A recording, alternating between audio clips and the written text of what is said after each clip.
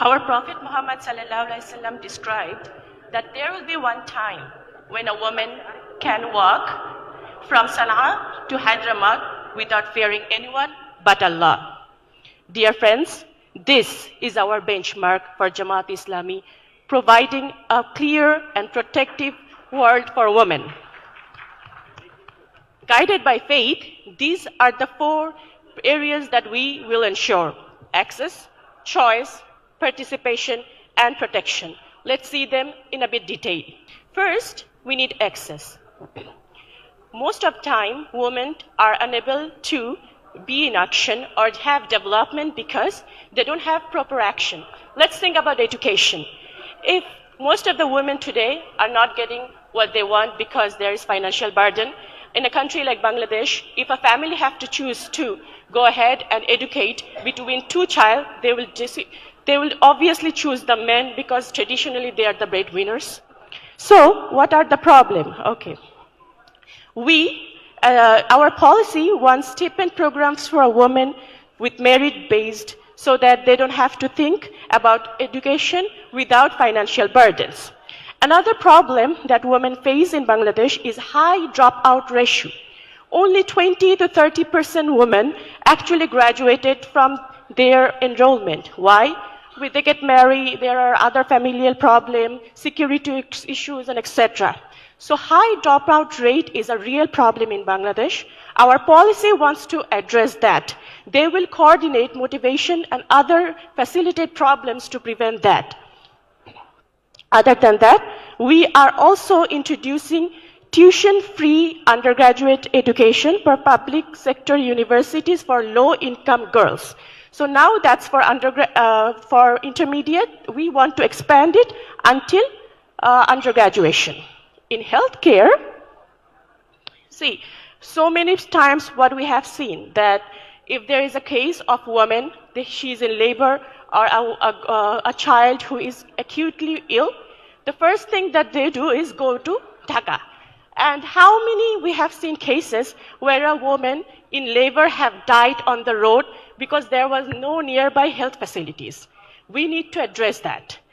In healthcare, there should be health center in every jela, in every rural corner of Bangladesh, so to make sure girls get their needed and emergency care, as well as we need public sanitation. See, I grew up in Bangladesh, and most of the women here can agree with me. We don't drink or eat in fear that we have to go to public toilets, okay? So that's a real fear. So we need to ensure that public sanitations are in standardized form so women have access to transportation freely.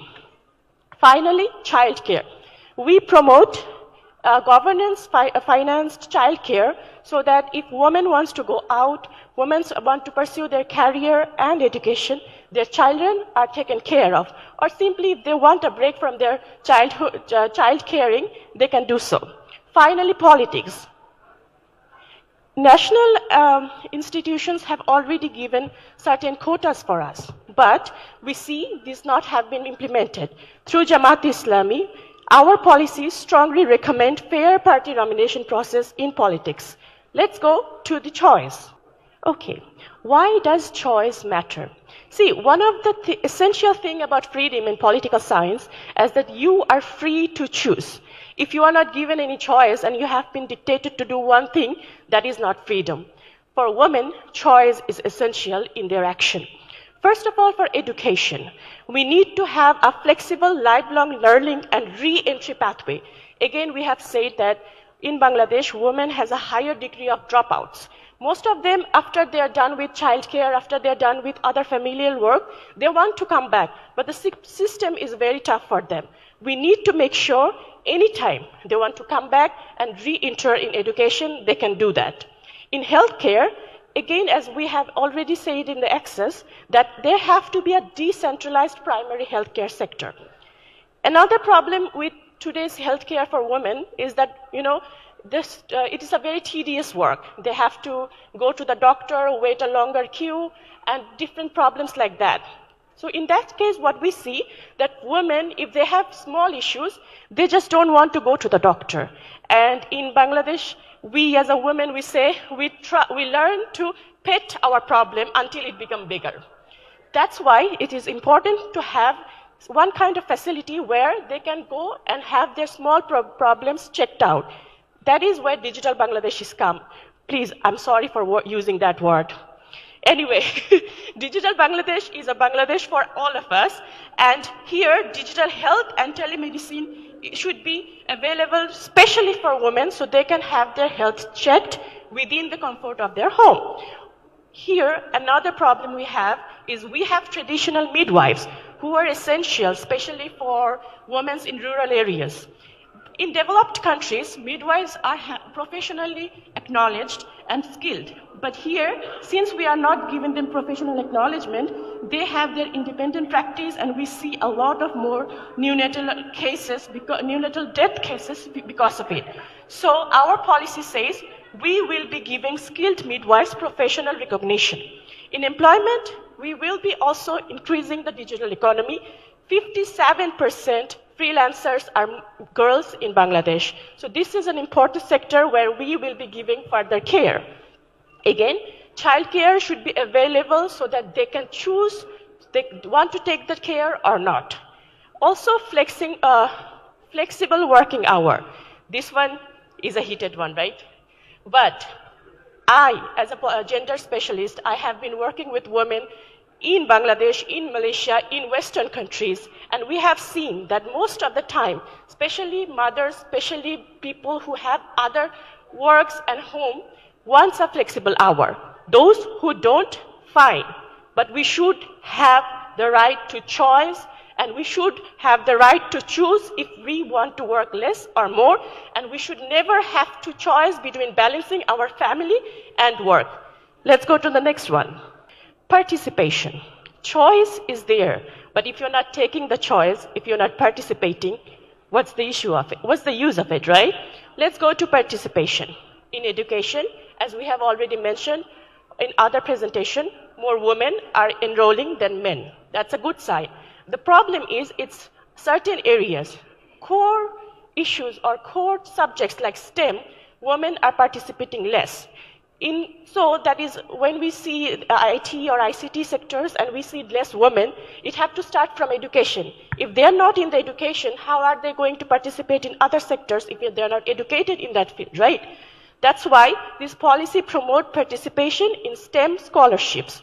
Also in employment, even though there has been quotas and other things that has increased employment, we still see a lack of decision-making and leadership roles of women. This policy implements and highly recommends decisionship and leadership positions for women in companies. In agriculture, 58% agriculture workers are women, but 76% are informal workers. What does that mean? They are not regarded as laborers. For farmers, most of the time, they are not regarded as farmers because usually farmers are thought as men. Through our policy, we want to give recognition to those women as farmers. Why? In that case, they have the legal protection, they can have the property rights and other beneficial schemes that the government produces for farmers.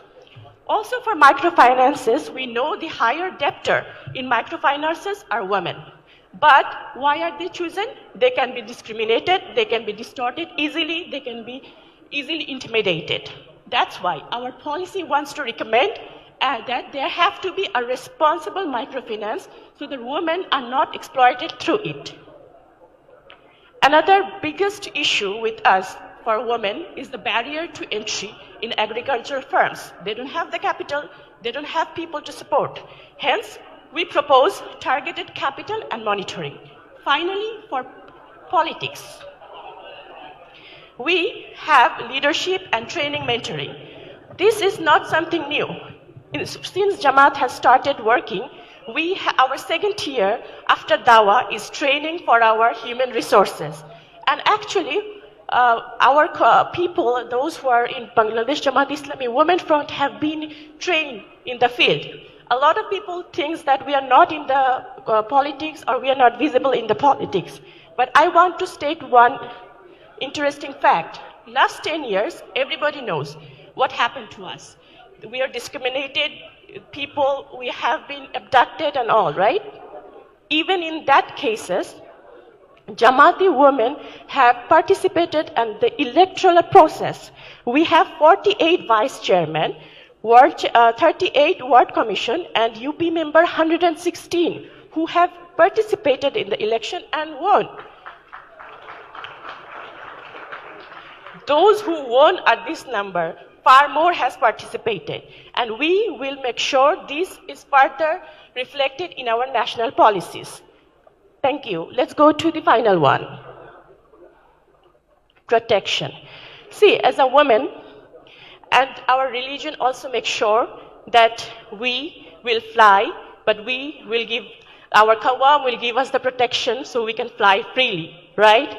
So there cannot be any participation, any choice, or any other development without making sure that we are protected. For healthcare, we should have a proper referral system, and we should also have a gender-sensitive governance. For employment, we should have equal pay for equal work. If we're doing the equal work, we should be paid equally. I want to elaborate a little bit further for this because a lot of the people think it is a tertiary matter. In tertiary, this issue doesn't really is a problem. The real problem is in the primary level where we say hard physical labor. Most of the time, the employers take men, women because they listen, they work more like we see in the tea areas, the tea workers or those who in the construction areas, they take women because they can exploit and pay less. So this is basically to understand that if you are working equally, you should be paid equally. We should also have an appropriate workplace where our dresses, our ideology, our way of lifestyle should not be hindered and should not be discriminated against. Finally, there should be a support system where we can flourish. For politics, there should be a gender equal policies and zero tolerance for political harassment. Violence against women should not be tolerated under Jamaat Islami's rule, inshallah. For security, we are proposing one-stop crisis center and a survival protection and rehabilitation center. Most of the domestic violence abusers cannot get out of the cycle of abuse because they have nowhere to go. We want to make sure we have a place for them so they can reassimilate into the society. Judicial accountability is important. Zero tolerance for any policies that have harassment for women. And there have to be a social campaign for awareness. We cannot be protected if people are still negligent about us. We have a he and she movement. We have a movement where property rights about women are highly acknowledged, and we also have other awareness. We need all of us, men, women, everyone together to make sure we have a proper country where we are feeling safe, we have a choice, and we have proper protection. Now the policies are all interesting, but if we don't have an implementation properly, it is of no use. Right, Madhyapu?